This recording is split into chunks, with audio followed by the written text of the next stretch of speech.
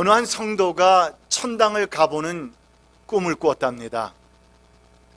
거기를 가보니 수많은 사람들이 각종 면류관들이 들어있는 방에 서서 각자에게 맞는 면류관을 하나씩 찾아서 쓰고 있는 것이었는데, 그래서 그 성도도 자신이 쓸만한 그런 면류관이 있을까 하면서 찾아보았더니 이것저것을 보니까 너무나도 예쁘고 또 너무나도 아름답고 마음에 든 것입니다.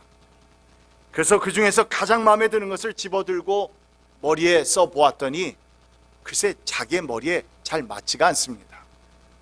그래서 그것을 내려놓고 다른 것을 열심히 찾아가지고 또 예쁜 것 하나를 머리에 썼는데 그것도 맞더라 안 맞더라? 안 맞더라는 것입니다. 그래서 이제는 할 수 없이 자신의 마음에 들고 안 들고를 떠나서 내 머리에 맞냐 안 맞냐를 찾아서 온통 다 써보았는데 결국에는 자신에게 맞는 면류관을 하나도 찾을 수가 없었다는 이야기입니다. 여러분, 사람들은 이 세상을 살아가면서 각종 아름다운 면류관들을 추구하면서 살아갑니다. 부의 면류관, 명예의 면류관, 지식의 면류관, 높은 지위의 면류관 등등. 그러나 여러분, 그 면류관들은 하나같이 일시적이고 영원하지 못해서 결국에는 그 면류관들은 사라져 버리고 만다는 것이고, 또한 결국에는 그래서 썩어버릴 면류관들이 되어버린다는 것입니다. 그러나 우리에게 영원히 썩지 않을 진정한 면류관 하나가 있는데, 그것은 바로 그리스도인들이 훗날 하나님 나라에 가게 되면 그곳에서 하나님으로부터 받게 될 하늘의 면류관들인 것입니다. 죽기까지 충성한 자에게 주어지는 생명의 면류관이 있습니다. 선한 싸움을 다 싸우고 달려갈 길을 마친 자에게 주어지는 의의 면류관도 있습니다. 사단마귀의 유혹을 이겨내고 정말 성결된 삶을 이 땅에서 살아가면서 고생하고 수고하고 정말 인내하는 삶을 사는 자에게, 그러한 신앙의 승리자에게 주어지는 금면류관, 또한 영원히 시들지 않는 영광의 면류관, 그리고 기쁨의 면류관, 자랑의 면류관 등등. 성도에게 있어 이 하늘의 면류관이란 정말 훗날 하나님으로부터 받게 될 최상의 상급이요, 또한 우리 모든 성도들이 가장 열망해야 할 면류관이라는 것입니다. 그런데 여러분, 여기에 문제가 있습니다. 사람은 누구나 최후의 순간을 맞이하게 되고 결국에는 하나님 앞에 서서 선악간의 심판을 받아서 상과 벌을 받게 될 것이지만, 그러나 여러분, 상을 받게 될 때도 모두가 다 똑같은 면류관들을 받는 것이 아니라는 사실입니다. 예수 그리스도를 통하여서 하나님께서 우리에게 허락하시는 영생의 면류관은, 영생의 축복은, 또한 영생의 은혜는 믿는 모든 성도에게 거저 주어지는 하나님의 선물이지만,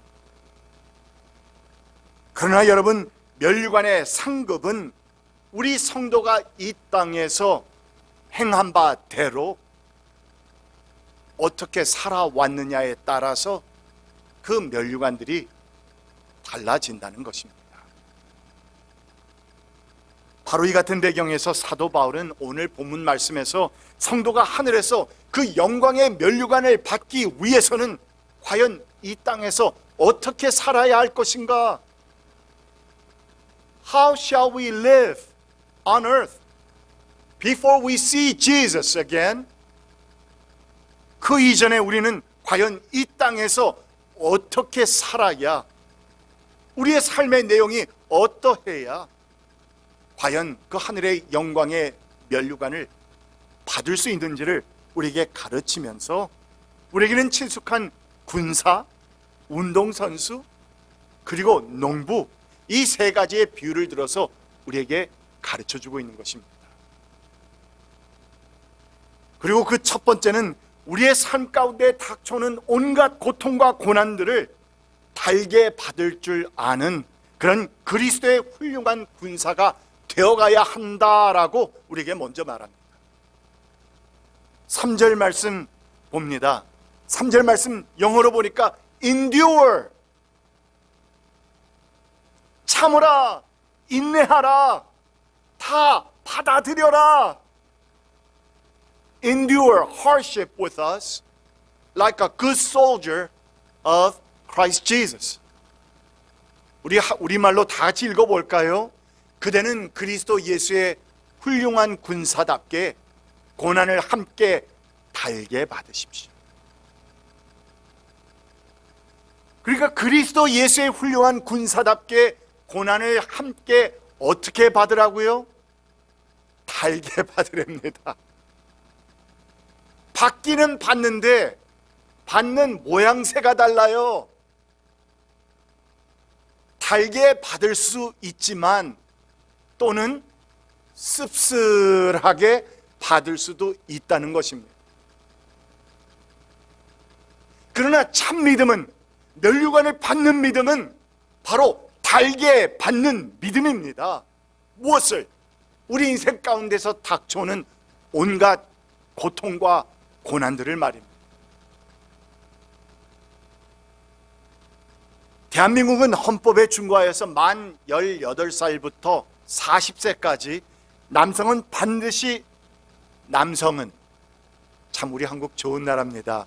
남성은 반드시 군복무를 해야 하는데 대한민국 군인복무기본법이라는 그 책에서 제21조는 이런 내용이 담겨 있습니다.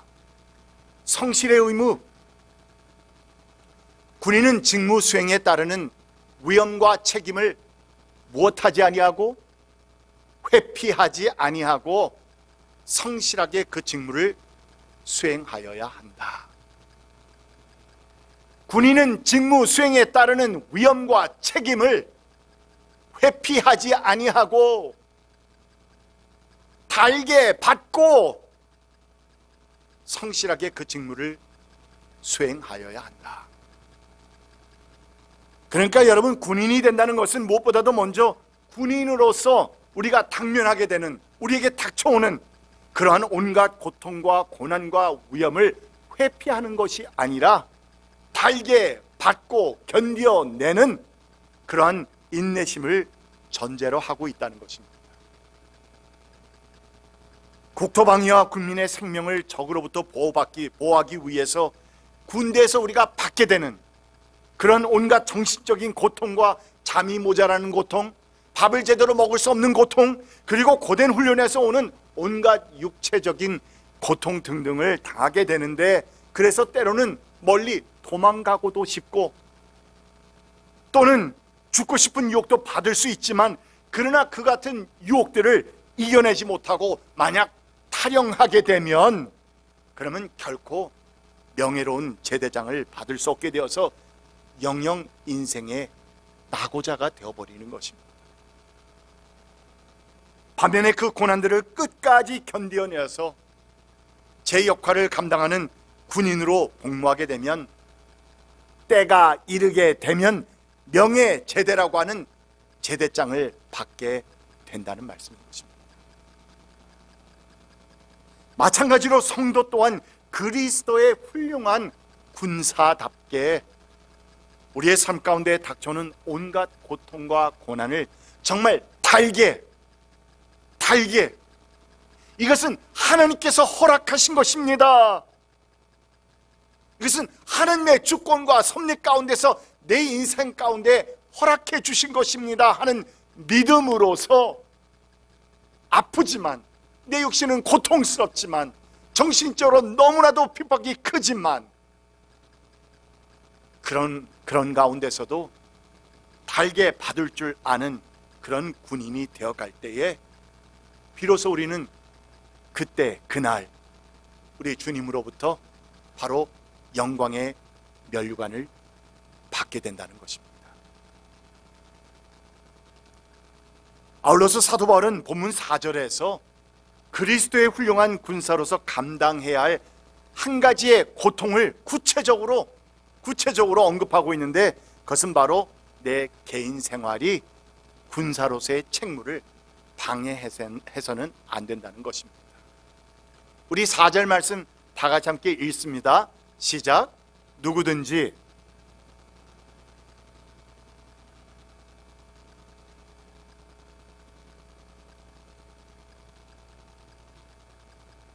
그러므로 그는 살림살이에 무엇해서는 얽매여서는 안 됩니다. 얽매여서는 안 됩니다. 군인은 자기 마음대로 군대 밖으로 나갈 수 있다 없다? 없습니다. 아무리 가족과 친구를 만나고 싶어도 꾹꾹 참아야 합니다. 언제까지? 휴가 때까지, 또는 제대 날까지. 또한 자기가 원하는 것이나 하고 싶은 것들을 마음대로 할 수 없는 것이기에, 그러므로 그 같은 고통과 고난을 달게 받고 수용할 줄 아는 군인이 되어갈 때야 비로소 훌륭한 군인으로 거듭날 수 있다는 그런 말입니다. 마찬가지로 여러분, 이 세상에서 사단 마귀와 우리는 영적 전쟁을 하고 있습니다. 우리는 군사들입니다. 군인들입니다. 지금 이 땅에서는 유크레인에서 전쟁이 일어나고 있지만, 그래서 남녀노소 할 것 없이 싸우고 있고 또한 죽어가고 있지만,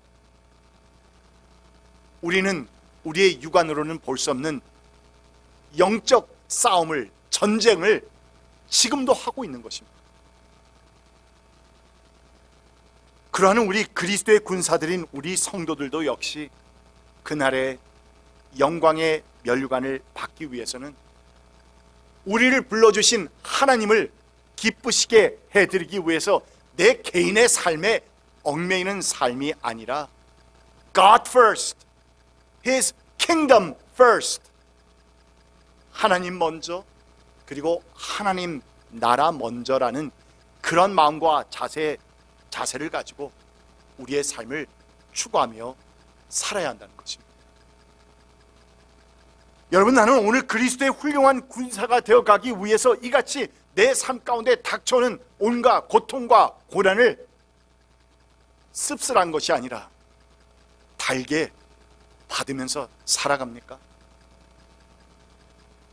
또한 나는 나를 그리스도의 군사로 불러주신 하나님을 기쁘시게 해드리기 위해서 내 살림살이, 내가 원하는 것, 내가 하고 싶은 것, 내가 가고 싶은 곳, 이런 것을 다 절제하는 가운데서 God first, His kingdom first, 하나님 먼저와 하나님 나라 먼저의 삶을 추구하면서 살아가고 있습니까?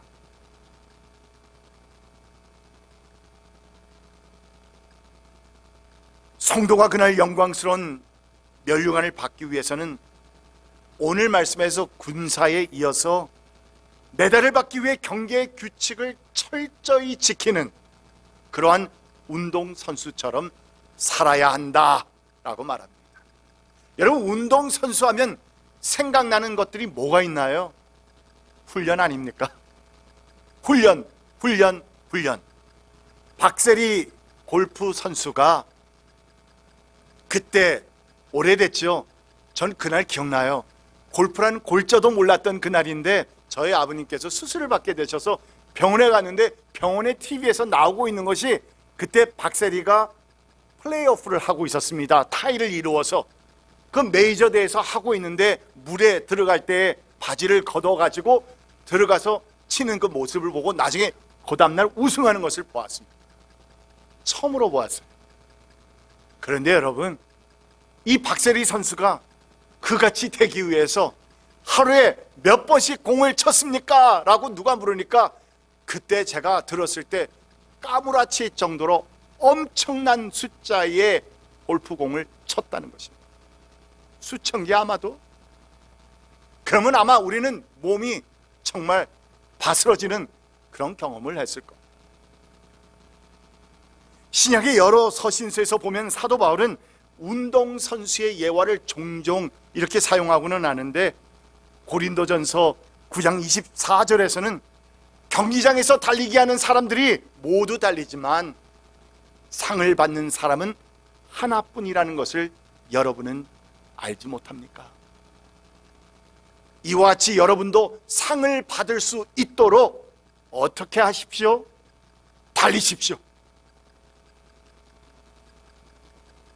서 있지 말고, 뒤돌아보지 말고, 가만히 있지 말고 상을 받을 수 있도록 달리십시오.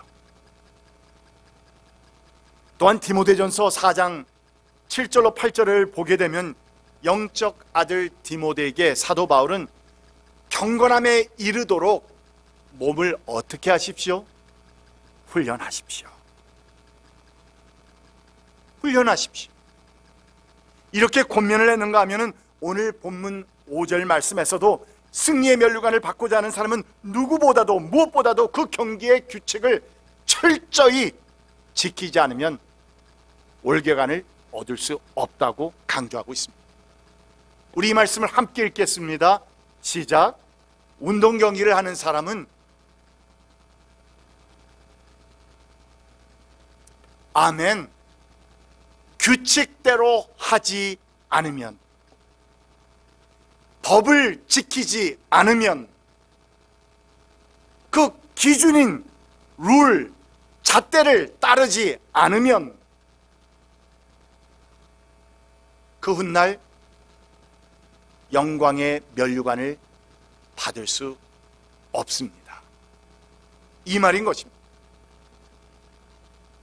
아무리 훌륭하고 뛰어난 선수라 할지라도 그 경기의 규칙을 지키지 않는다면 그러면 승리의 면류관을 받을 수 없다는 것인데, 이는 모든 운동 경기가 다 마찬가지죠. 여러분, 손흥민 선수 이름 들어보지 못했다? 못했다 하더라도 손 들지 마세요. 여러분 혼낼 겁니다. 손흥민 선수가 이번에 무슨 상을 탄 겁니까?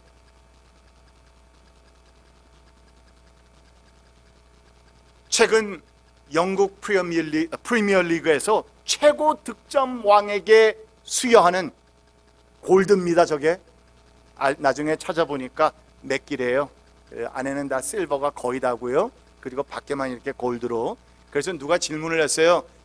저기 저렇게 저 금을 가지고 들어오면 통관할 때에 혹시 세금이 붙습니까? 라고 누가 질문을 한 것에 대한 답을 보았는데 그렇지 않답니다. 이렇게 메달이나 상으로 가져오는 것들은 보고만 하면은 세금은 붙지 않는데요.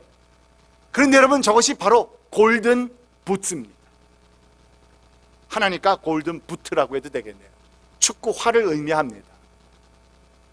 독일, 이태리, 스페인, 프랑스, 영국, 이 5개 메이저 유럽 축구 리그 가운데서 현재 최고라 여겨지는 영국 프리미어리그,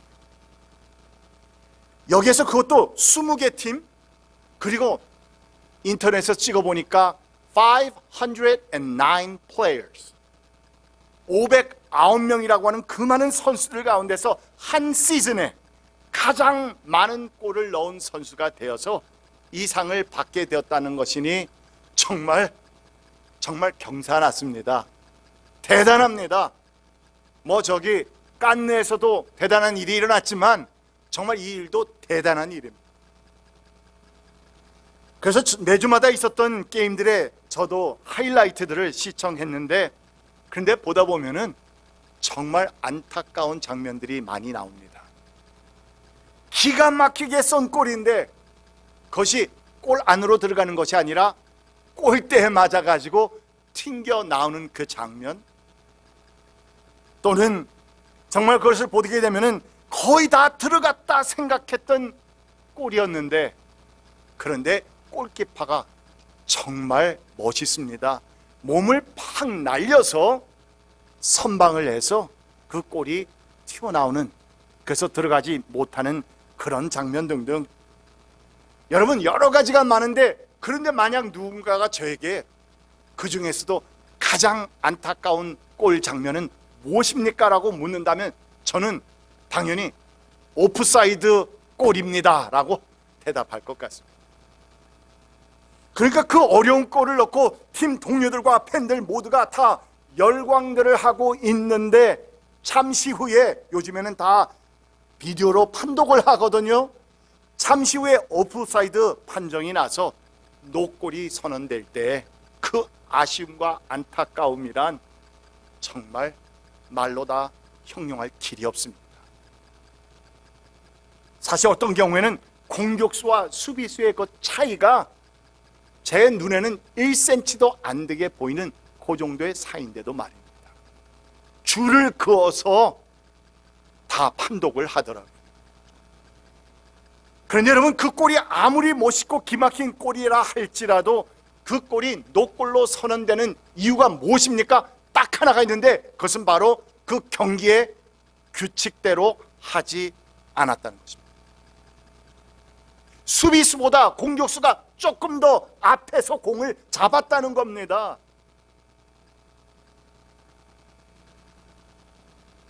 그리고 이 같은 사실은 우리 성도들의 신앙생활에서도 마찬가지입니다. 성도가 그날의 영광의 면류관을 받으려면 반드시 하나님 나라의 규칙과 기준을 따라야 하는데, 그 규칙은 바로 하나님의 말씀, 성경입니다. 그저 예수님만 믿었다고, 그저 오랫동안 교회 다니면서 성수주일 했다고, 또는 이런저런 많은 봉사했다고 모두가 다 똑같은 면류관을 받는 것이 아니다, 이 말씀인 것인데, 반드시 하나님의 규칙인 성경 말씀에 따라서 경계한 사람들만이 훗날 하나님으로부터 영광의 면류관을 받을 것입니다.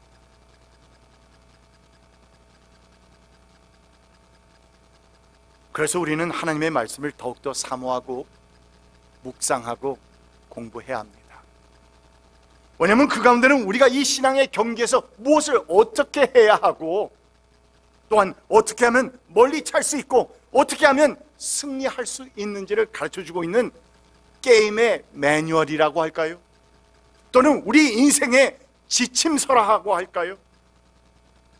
어쨌든 신앙의 경기에서, 또한 운동 경기에서 이길 수 있는 바로 그 같은 매뉴얼이, 지침서가 그 속에 담겨 있기 때문인 것입니다. 그래서 우리도 주일낮에 같이 모여서 식사하고 난 다음에, 긴 시간은 아니지만 우리가 한 시간 동안 성경 공부를 해보려고 준비를 하는 중인데요, 여러 가지 재미있는 교재들이 많이 있더라고요. 그래서 이걸 고를까 저걸 고를까 해서 한두 가지를 지금 한국어에, 여기는 나와 있지 않아서 한국어에다 오다를 해놓고 기다리고 있는 중입니다. 그런데 보니까 또 어떤 제목들은 노년을 위한, 시니어를 위한 그런 성경 공부, 이런 공부들도 있더라고요. 특별히 우리 교회같이 이렇게 시니어의 삶을 살아가고 있는 분들이 많은 교회를 위해서, 또한 한국에도 요즘 그렇게 많거든요. 그래서 그런 공부들을 함께 보면서 우리가 하나님의 말씀, 규칙, 기준을 더욱더 알고 우리의 삶 가운데서 우리가 실천해 나가야 할 것입니다. 여러분, 마지막으로 성도가 하늘나라에서 그 영광의 면류관을 받으려면은 풍성한 곡식을 얻기 위해서 땀을 흘려서 수고하는 누구와도 같은, 농부와도 같은 삶을 살아야 한다고 오늘 말씀은 우리에게 말해줍니다. 본문 6절에서 사도 바울이 수고하는 농부가 소출을 먼저 받는 것이 무엇합니다? 마땅합니다. 마땅합니다. 그러니까 수고한 농부가 그 소출을 먼저 받는 것이 마땅합니다라고 이렇게 강조한 것처럼, 우리 성도들도 그날 영광의 면류관을 받기 위해서는, 그래서 그 농부의 소출을 받기 위해서는 이 땅에서 우리에게 주어진 그 사명을 위해서 충성스럽게 땀 흘리고 수고하고 고생하며 인내하며 사는 농부의 삶을 살아야 하는 것인데, 하나님께서 내 마음 가운데 이미 심어주셨고, 또한 내 삶 가운데서 허락해 주신 큰일이 아니라 아주 자그마한 일부터, 맡겨주신 자그마한 일부터 내가 만약 그 일에 충성한다면 하늘의 면류관은 반드시 우리의 것이 될 것입니다.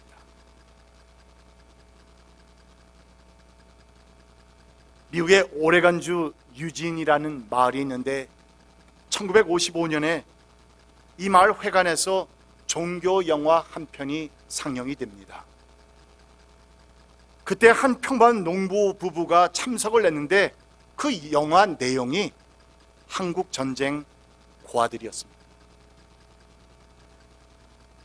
제가 몇 년도라고 얘기했었죠? 1955년이라고 했습니다. 그리고 그 내용이 한국 전쟁 고아들이니까 대강 어느 때쯤인지 대강 아시겠죠? 그런데 전쟁으로 인해 생겨난 수많은 고아들을 돌볼 수 있는 간절한 손길을 찾고 있다는 그런 영화의 내용이었는데, 이 두 농부 그 부부가 집회가 끝나고 돌아가면서 그 영상의 내용이 그들의 마음을 많이 움직였습니다. 그러나 아무리 생각해 보아도 우리같이 가난한 농부 부부가 What can we do? 아니, 나같이 이렇게 나이 많은 노인이 하나님 나라를 위해서 What can I do?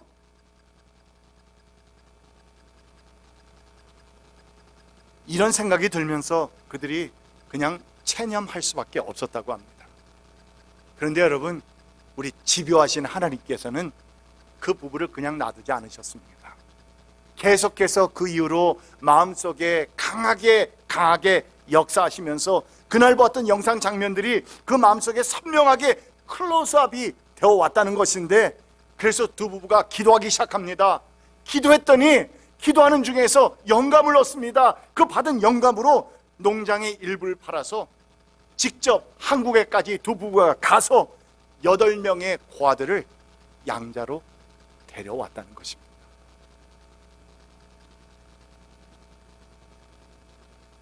그런데 이 작은 마을에 이 같은 소식이 마을 신문에 사진과 함께 기사가 나오면서 각 곳에서 우리도 돕고 싶다고 하는 편지들이 날라오고, 또한 어떤 가정에서는 우리도 그런 고아를 양자로 삼고 싶다고, 드리고 싶다고 하는 청들이 막 들어오기 시작합니다.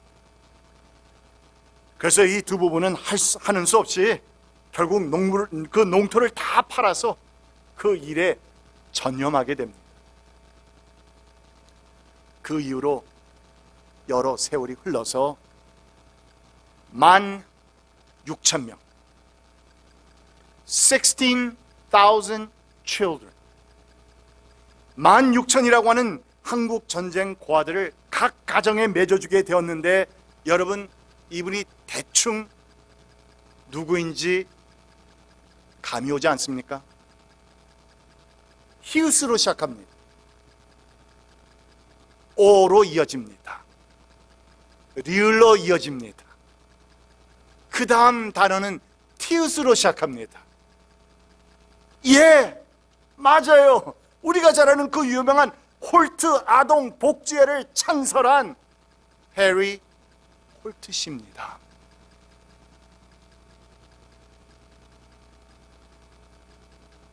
그저 가난한 농부였습니다. 그들은 종교 영상 하나를 본 겁니다. 마음의 감동을 얻었습니다. But there was nothing that they can do. 할 수 있는 것이 아무것도 없다 생각되었습니다. 그런데 하나님께서는 그들을 그냥 두신 것이 아니라 집요하게 정말 그들의 마음을 움직이십니다. 계속 감동을 줍니다.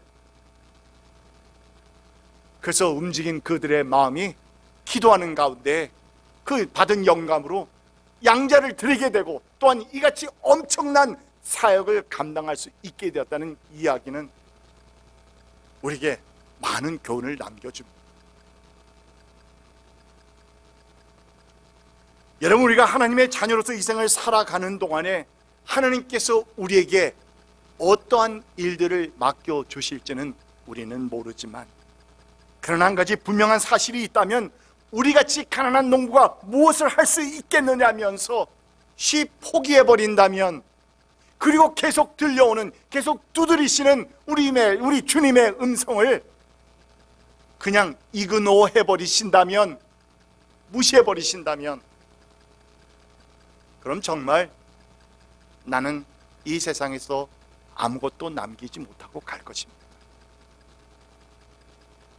그러나 반면에 하나님의 음성을 들었을 때 자그마한 순종, 자신에게 주어진 상황 가운데서 최선을 다하면서 땀을 흘리며 수고하는 농부 같은 자에게는 하나님의 놀라운 영광의 면류관이 우리에게 주어질 것입니다. 성도 여러분, 그렇다면 결국 이 세상에서 썩어져 없어버릴 이 세상의 면류관들을 우리 다 내려놓고 다시 한번 우리의 생각을 정리해 봅시다. 그리고 우리는 하늘나라에서 받게 될 저 영광의 면류관을 추구하는 삶을 삽시다. 그러려면 그리스도의 훌륭한 군사로서 닥쳐오는 고통과 고난들을 이겨내고 승리하는 운동 경기자가 되기 위해서 우리에게 하나님의 주어진 하나님의 말씀 가운데 있는 모든 규칙들을 철저히 지키려면서 살아가는 가운데서 땀을 흘리며 수고하는 농부의 직분을 다할 때에 저 영광의 면류관이 여러분과 제 머리 위에 씌워지는 그날이 있기를 간절히 축원드립니다. 기도하겠습니다. 주 하나님, 감사합니다. 오늘의 말씀을 통하여서 우리에게 도전해 주십니다. 그날 그 영광의 면류관을 받으려면 우리가 이 땅에서 어떻게 살아야 할지를 보여주십니다. 주님, 오늘 선포되는 이 말씀이 우리의 마음 가운데 새겨져서 우리 주님 우리를 부르시는 그날까지, 또 우리 주님 다시 오시는 그날까지 충성스럽게 열심히 부지런히 성실하게 살아가는 성도들이 될 수 있도록 인도하여 주시옵소서. 예수님의 이름으로 간절히 기도드립니다. 아멘.